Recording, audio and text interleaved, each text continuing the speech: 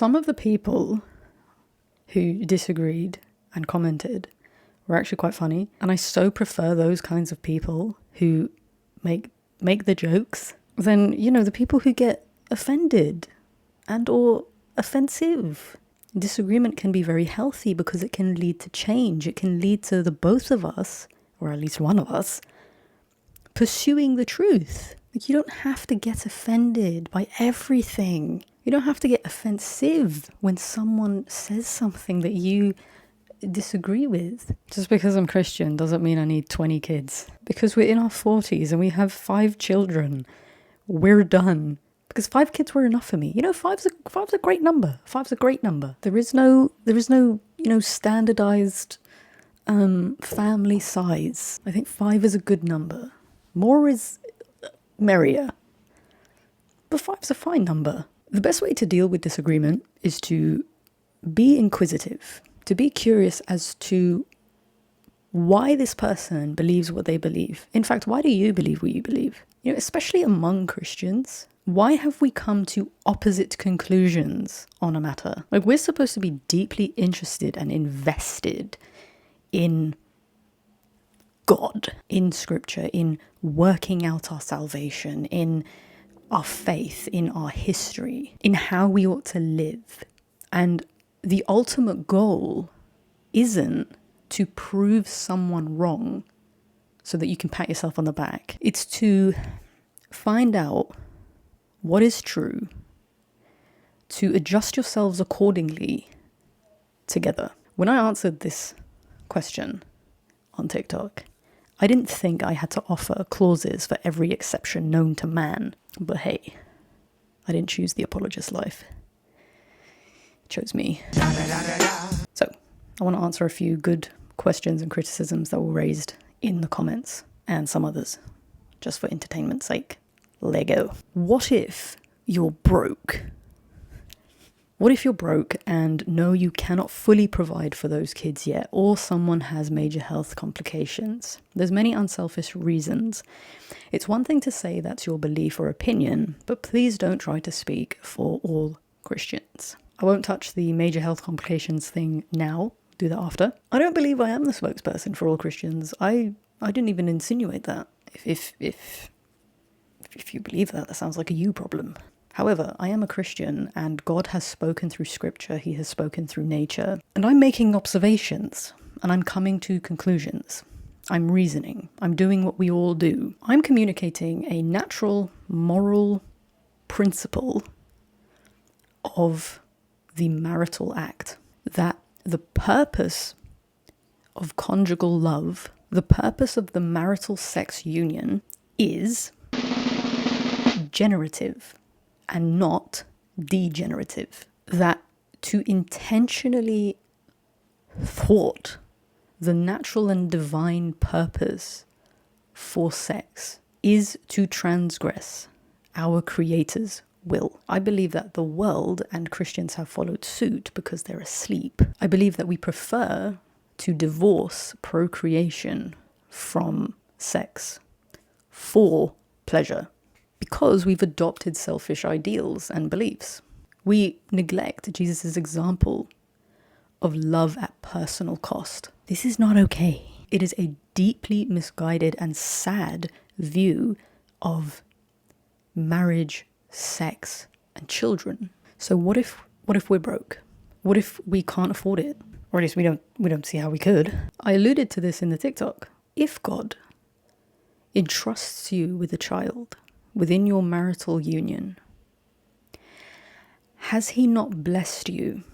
If he gifts you with conception, with new life, which he has made to be the natural consequence, the natural end of sex, what makes you think he'll then leave you to fail?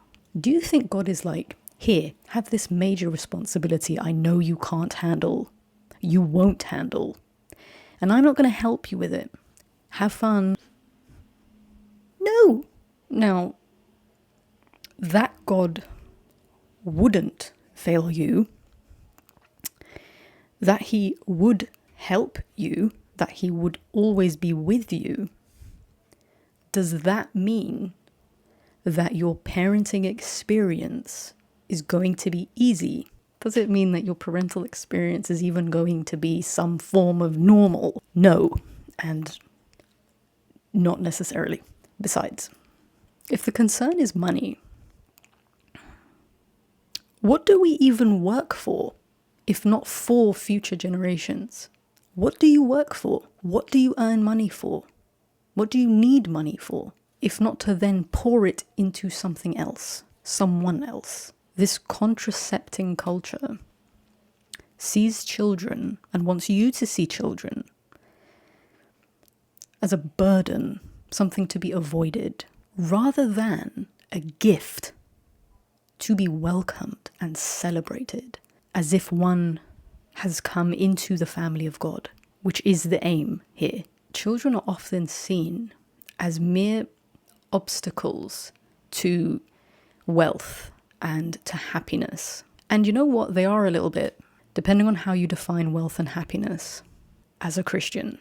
They're seen this way, rather than as an aid to family health, rather than a benefit to society. No, they're a drain.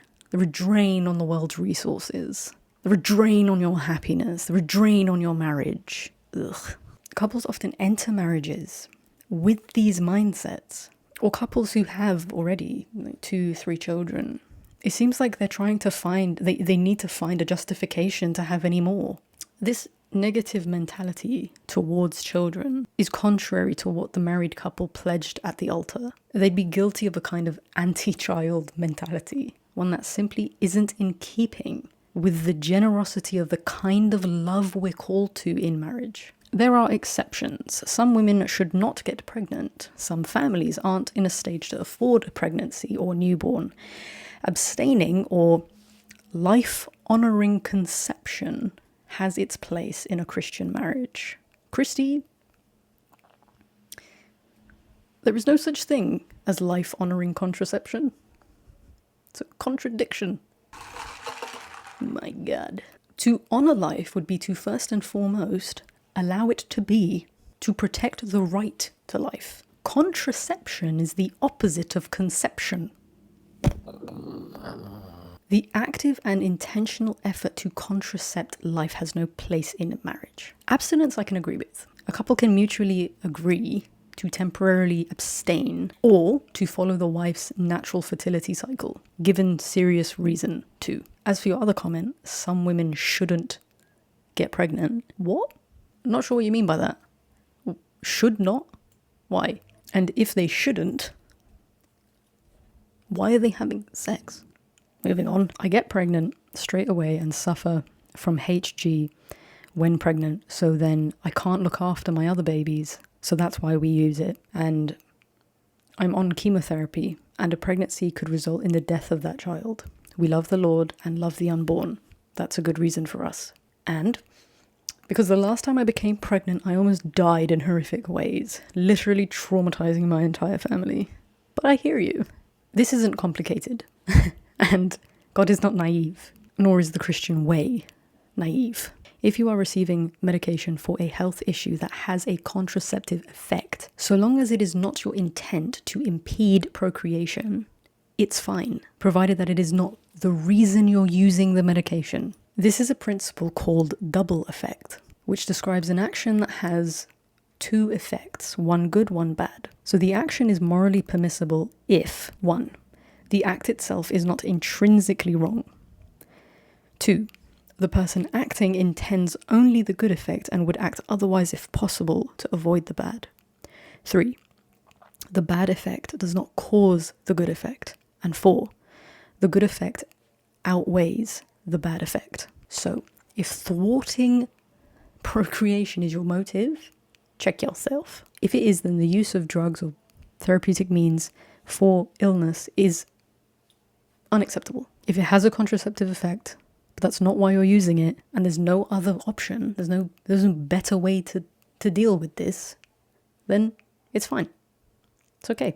The question then is, or the question to ask yourself is, if sexual activity wasn't a factor, if you weren't having sex, would this treatment still be the best course of action? If the answer is yes, then you meet the threshold for the principle of double effect. That is, 1, care of our health is a good thing. 2, the health of the person is what is intended to be treated. Contraception is not the intention. 3, contraception is not the cause of the good health effect.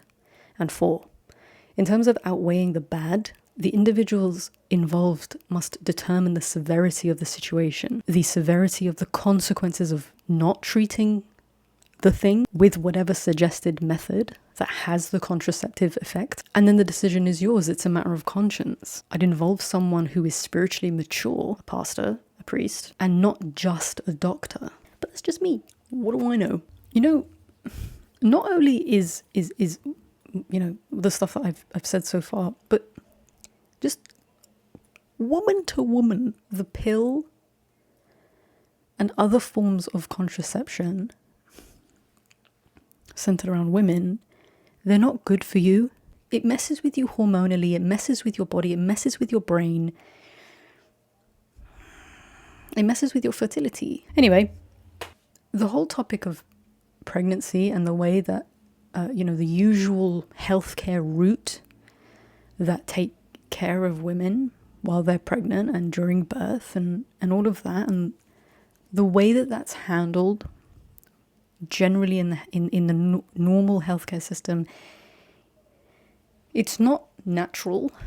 Like, it's not good for the woman and it's not good for the baby. But speaking from what I know, the amount of stress that is put on that woman who is literally bringing a new human being through her body into the world is insane. She should not be stressed. She should be comfortable. She should not be in this dead, sterile environment. She should not have nurses and stuff shouting at her or, you know, panicking, or there shouldn't be, like, the atmosphere should not be that, because that messes with your delivery, as do the drugs that you're offered, as does inducing. So that's a big conversation. Anyway, marriage is for children. He's quoting me. Per that view, if either spouse is infertile or sterile, does that negate the purpose of marriage? Why would it? Why would it? To negate the purpose of a thing is to transgress God's design of that thing. That is a moral failure. To morally fail is to choose the wrong thing. If either spouse is infertile or sterile, there has been no choice, therefore no moral failure, no transgression, no negation. They may still have a wonderful, God-fearing, God-glorifying marriage. And they may still cultivate parent-child dynamics through ministry, through fostering, through adoption. And that's good. It's not the same kind of thing, because according to design, according to nature, we should be able to conceive life. But that couple can still achieve a higher good in their marriage. If I'm not careful with child spacing, I know my body will not handle it well. The desire to wait isn't selfish, but rather being a good steward of what God gave me. I am not my body. My body was given to me to care for as a temple that will make plenty of babies in time. It's a good desire to have. It's a good desire. It's a good desire to want to be a mother.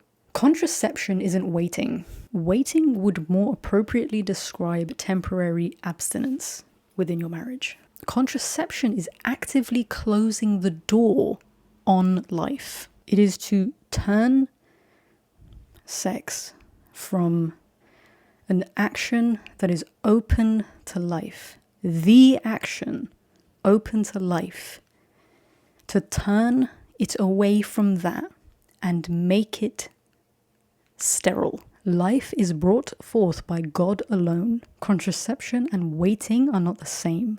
As for being a good steward of one's body, yes, we should. And we should love one another as we love ourselves, even if that other has not yet been born. Again, being a good steward of one's body would more appropriately apply to abstinence. Contraception, though, is selfish. Being a good steward of your body is not, because you do that for God. You do it to honor God. Two basic reasons why we ought to be good stewards of our body, one of which you allude to. Genesis 1:28, we are made in the image and likeness of God. You can leave it there, to be honest. But additionally, for those who are born again in Christ, we have been made temples of the Spirit of the living God. Trying to use stewarding your body well as an argument to cut life off, or to cut off the potential of life, isn't God-honoring. It is self-serving. But here's the thing, just to validate your concern for a minute. God, in his providence, has provided natural means to space children sufficient for us. The usual spacing of babies with this method is between 18 to 24 months, or there's lactational amenorrhea, which is a period of temporary infertility marked by the absence of your period, something that accompanies breastfeeding. Research shows that the physical stimulus of breastfeeding directs a suppression of the ovaries. Excellent birth control for at least 6 months. Least. Also enhances maternal and infant health. Just saying. Don't trust in the world. Way better than the pill. The physiology of it is actually pretty cool. It's like a highly sensitive hormonal feedback loop. The brain alters the hormones released, disrupting the normal function of the ovaries, or the normal activity in the ovaries. The point is, there are effective, natural ways to postpone pregnancy, or to space children. It would seem that the author of life, of nature, thought of everything. It would seem that he intended for mothers to be with their babies. It would seem as though there's a difference between the sexes. You know, for the mother to be with her baby, to nurse, and to enjoy natural spacing between babies. Funny how the world messes with all that. Our first and only child has special needs with issues that prevent us from safely bringing other children in the home. I wanted more. You wanted more.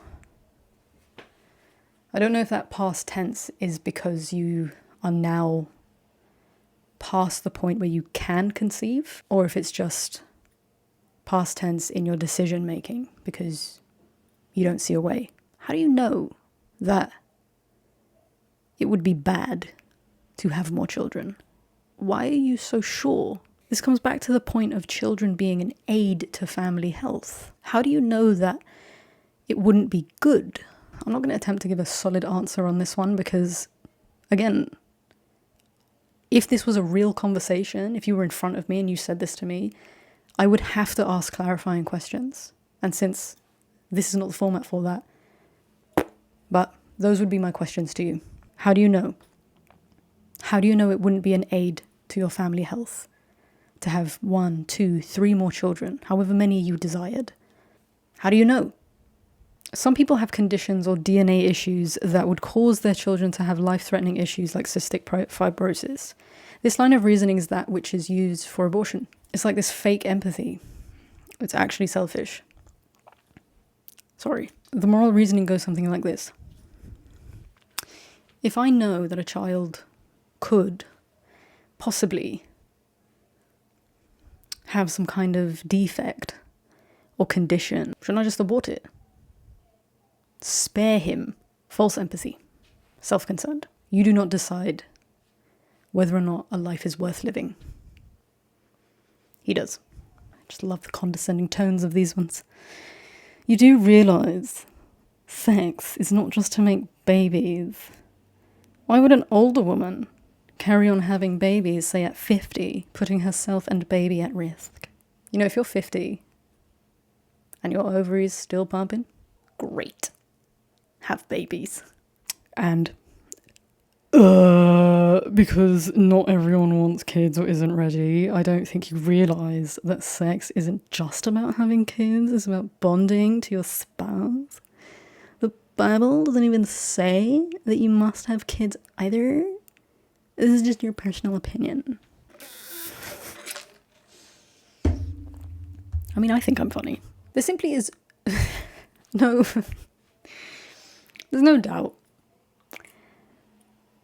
Okay, there's no doubt that the entire biblical notion of love points to this overarching fact that man is to subordinate erotic love to agape love, to self-giving love. Paul's most famous exhortation on love begins and ends on the two aspects of love necessary for a good, happy practice of natural family planning. Love is always patient and kind. It is always ready to endure whatever comes. Don't be afraid. Or, just don't get married and have children.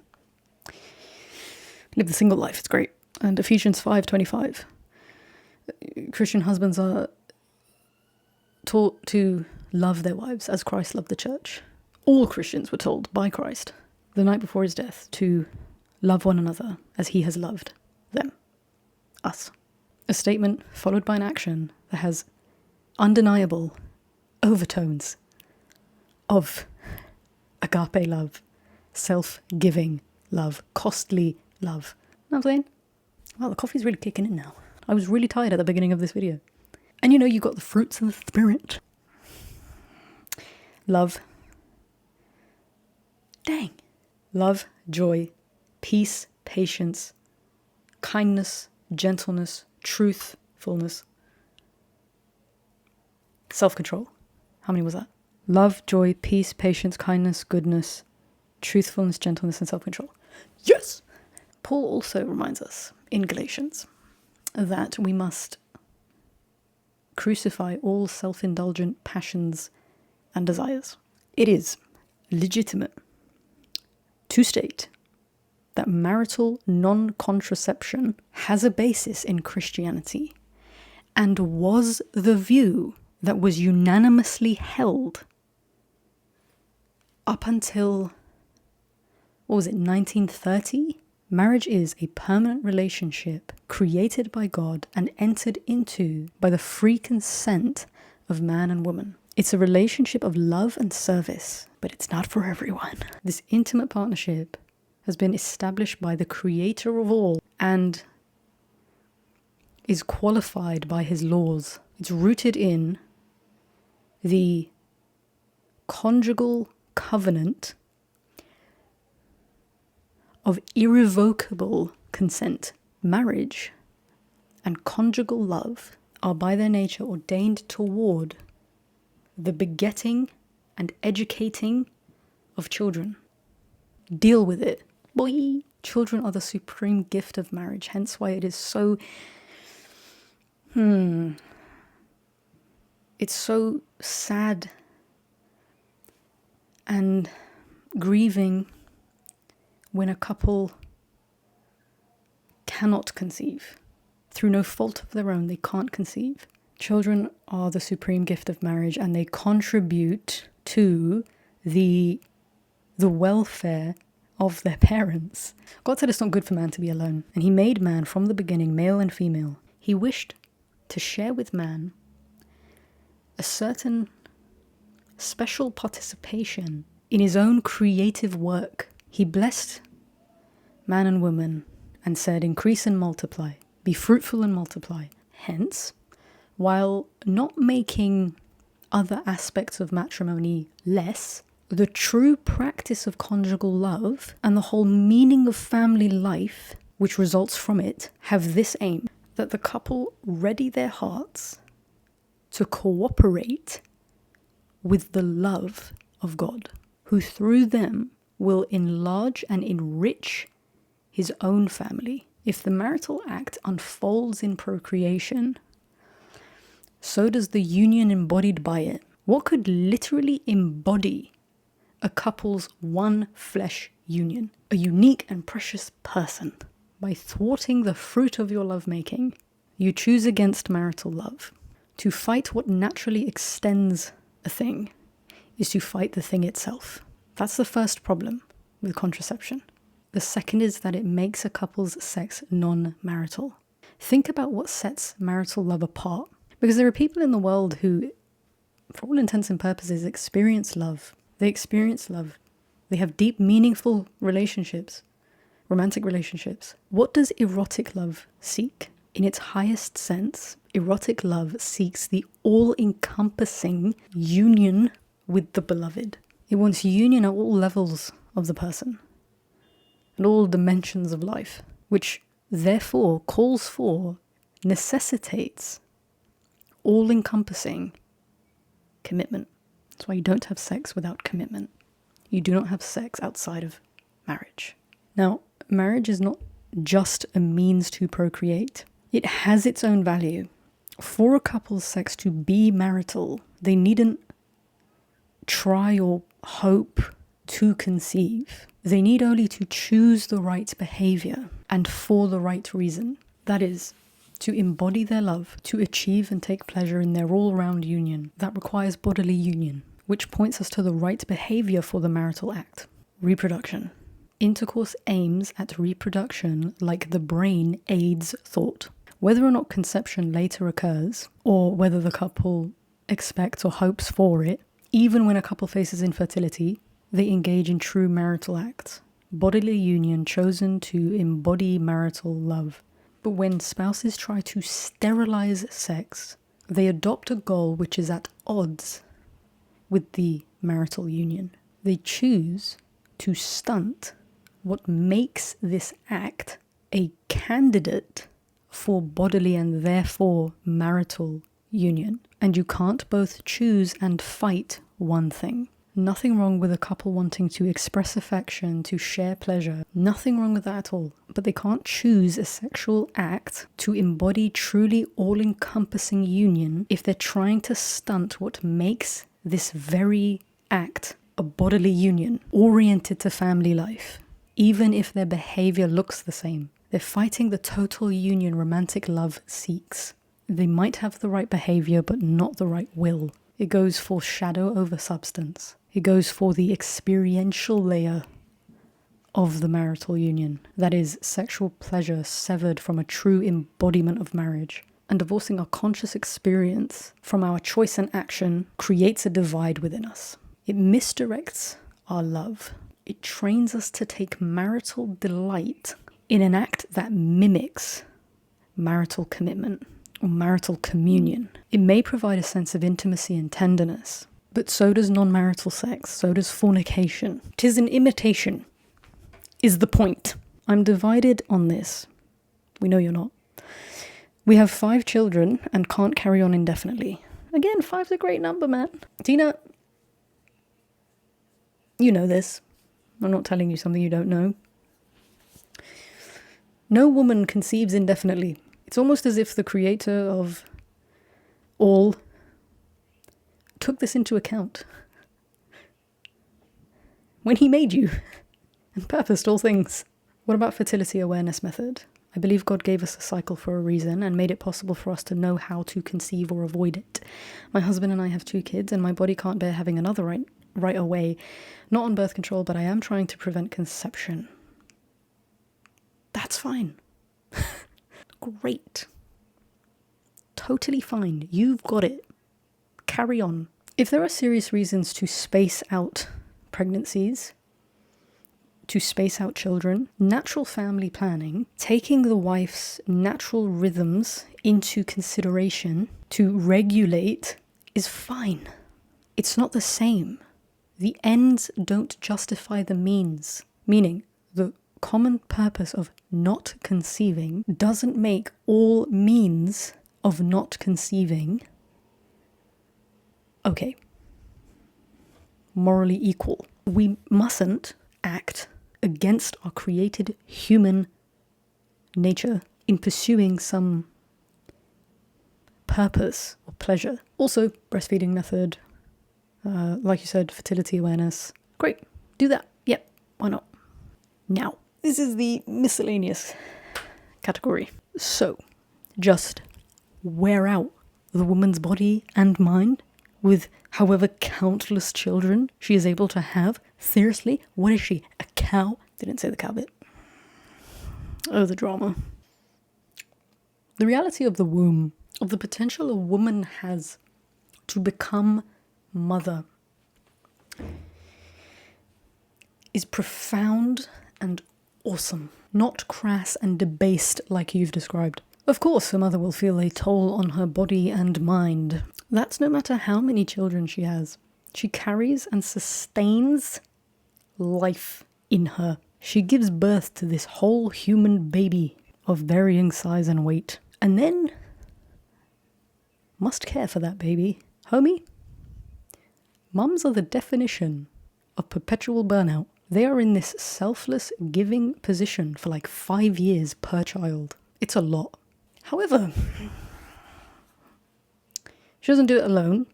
If you do it God's way, you know, the right way, the one that benefits everyone. She doesn't do it alone because eventually, after like the third kid, the eldest begins to help her. It's like their role. When I was brought home from the hospital, I was immediately given to my older sister. My mum went and had a break. My mum had to lay down. I'm the fourth. The elder ones, they help take care of the younger ones. You're basically forming a little village. That's why sibling relationships can be such a blessing. It's your community. It's your base. At least it should be. It is the community upon which society stands or falls. Your concern seems to be that having many children will be detrimental. It will be especially bad. It'll be a bad thing for the mum. Could be. But she's not alone. Again, you do that God's way. She's not alone. And this is temporary. It's a season. And it's a necessary, beautiful thing. With the support of her husband, who is called to love her selflessly as Christ loved the church, with the aid of community, whether that's an extended family, friends, church, or even if it just is you and your husband. It's not easy, but you can do it. You can do hard things. You can be self-sacrificial. It is the best way forward, and life isn't about you. Maybe the solution is to be more thoughtful about whether or not you actually want to be married, whether or not you are willing to do what it takes to put in the work, and to put more thought in who you marry. Why do you want to marry the person? There is no ideal family size. There is a general warning within Christianity against decision-making based solely on material things. Life is a gift to be shared, and the Christian couple are called to be generous in the service of life. This one was rather offensive. Tell me you're single with no kids without telling me. Excuse me? I usually love your content, but I have to disagree with you on this one. Oh, woe is me. And then you've got Park Ranger, who was fighting everyone in the comment section. He's the one who started all this. He responded, "Why are you making this personal? Do you think she made the rules? Or do you want others to validate your chosen lifestyle?" Based.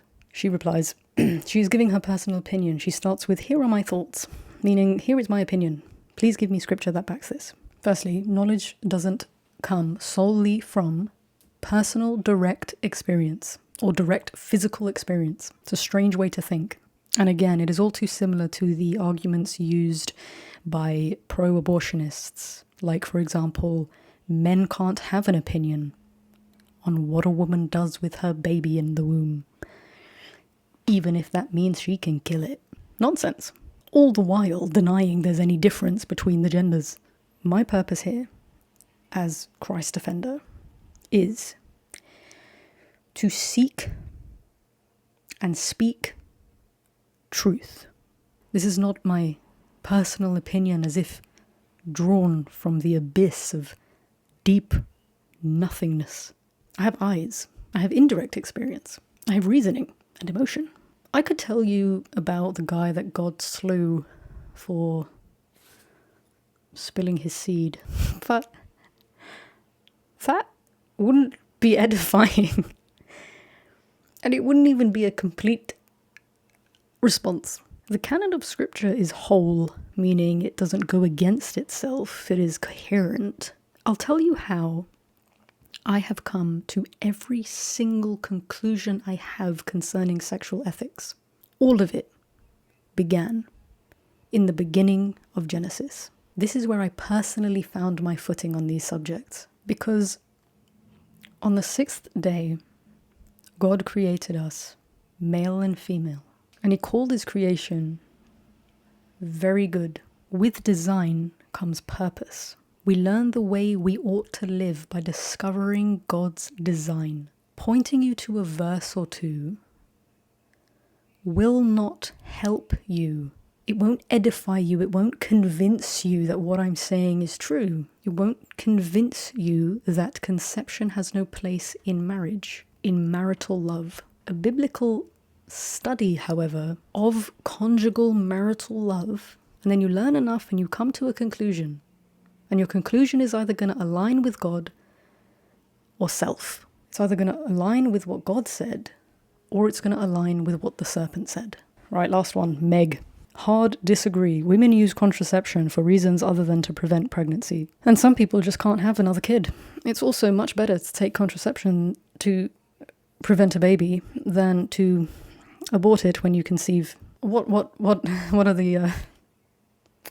the other uses of contraception? It's called contraception. It is the opposite of conception. It has one job. And quite frankly, this way of thinking that, we should use contraception because it's better than having a baby you don't want and getting it aborted and killing it. If you're a Christian, okay, which I don't know if Meg is, but if you're a Christian, abortion is not an option. It's just not an option. It shouldn't be an option for anyone, but I'm especially speaking to those who know God. Contraception is kind of like the gateway drug to things like abortion. It isn't as bad. That's not what I'm saying. But what you're doing is you're preventing life. Who do you think you are? Right, so what do we conclude? We conclude that marriage is the union of one man and one woman for their whole life.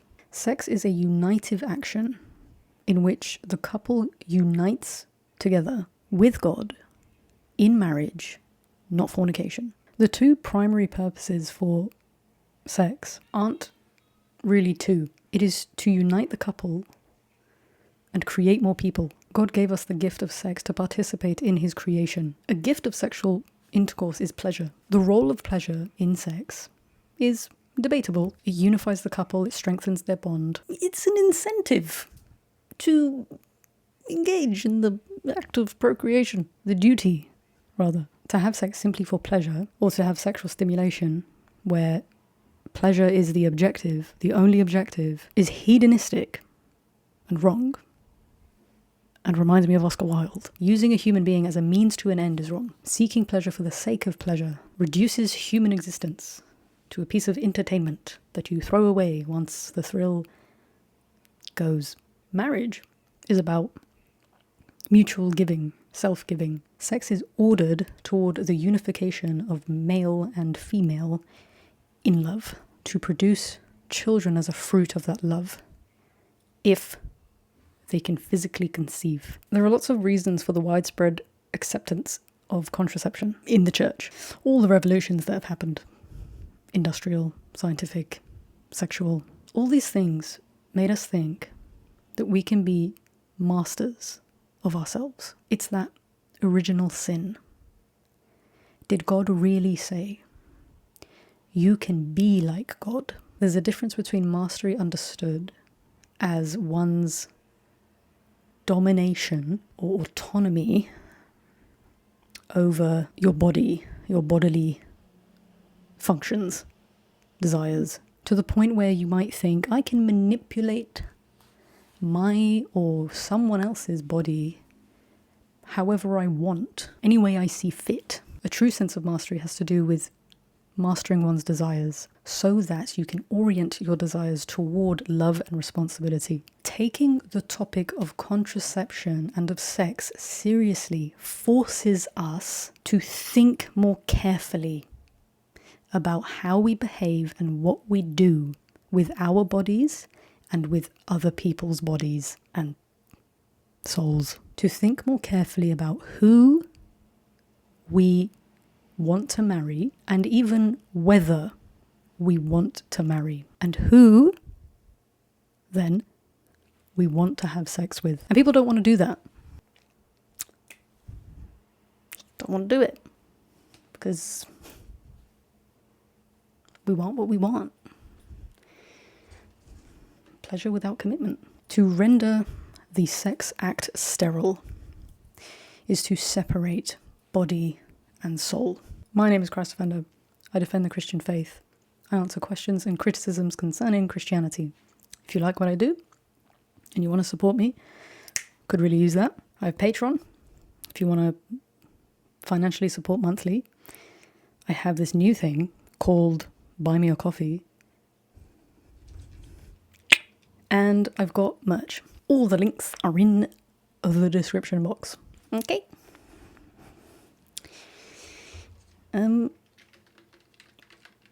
That's it then. Happy New Year.